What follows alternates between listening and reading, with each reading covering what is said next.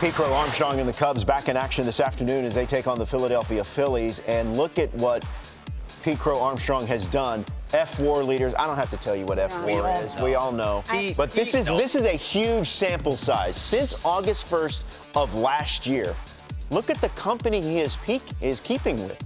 Aaron Judge, Corbin Carroll, Bobby Witt Jr., and Pete Crow-Armstrong at 3.8. And PCA joins us now here on MLB Central. Joins us Yeah, baby. Let's go. Pete, thank you very much for the time. How would you describe how things have been going for you and your club? It seems like the fans are falling in love, not only just with you, but with this ball club. How would you describe the current state of things there in Cubland?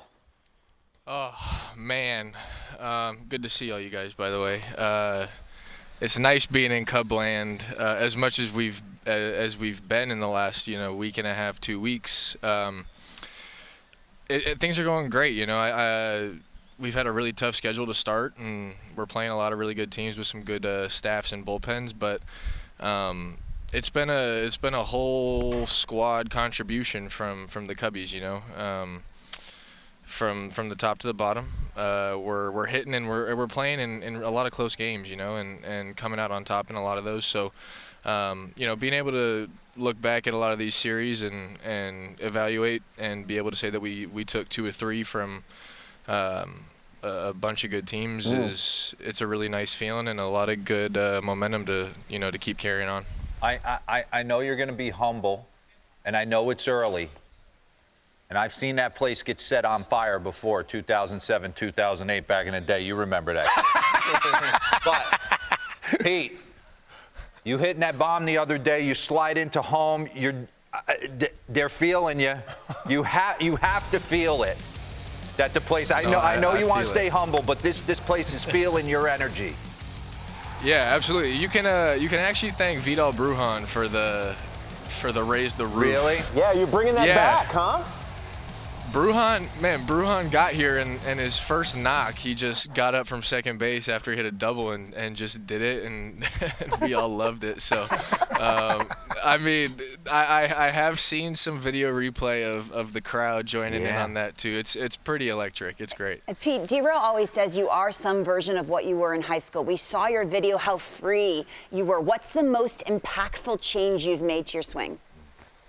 Oh gosh, I would say that this offseason definitely held the most impactful swing change, which was cutting down on a lot of the work we tried doing on an actual swing change itself, and kind of putting the focus in grounding myself. I think consistency has been so hard for me to find at times in the box, and it's always hard when you're not swinging at good pitches, but I just kind of found a way to put myself in a repeatable position that achieves a certain amount of athleticism I like to have in the box, and I think finding that consistency was definitely the outlier to me in terms of any change that I've made. Pete, Sean Casey, man, I'm so fired up to see you doing as well as you're doing. I remember just coaching you at the Futures game. It seems like yesterday, dude. I was like, this kid's going to be a stud. And then watching you come up has been incredible. For me, when I came up in the big leagues, there were certain guys like Barry Larkin or some of the veteran guys that I kind of looked at. I was like, I want to see how they do their work and what they do. And you got guys like Kyle Tucker and Ian Happ and some of these guys. What have you learned from those guys about how they go about their everyday business? A lot. I've had a lot of really good veteran presence around me since 23, since when I really came up, and what I've loved kind of figuring out is that everybody's got their own thing. Kyle Tucker does it a little bit differently than Ian Happ, but everybody is so true to what they know and what they've seen works for them. So.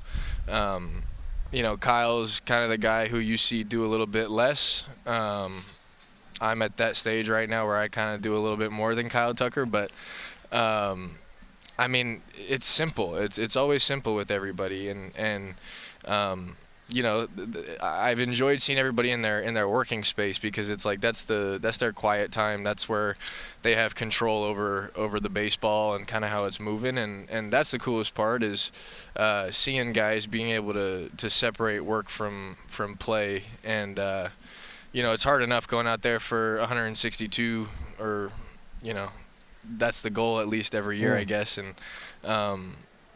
being able to kind of make it easier on yourself, just set yourself up to play 9 innings. That was kind of the clearest thing when looking at guys like Kyle or Dansby or Ian is being able to maintain their health, and then from there just being able to go out and be themselves and hit a lot of homers. Yeah, talk to me about that. The one thing, when I came and did the 30-15 at Sloan, I was having a conversation with Justin Turner and Dansby and all those guys, but I was fixated on your He's short in love toss. with you.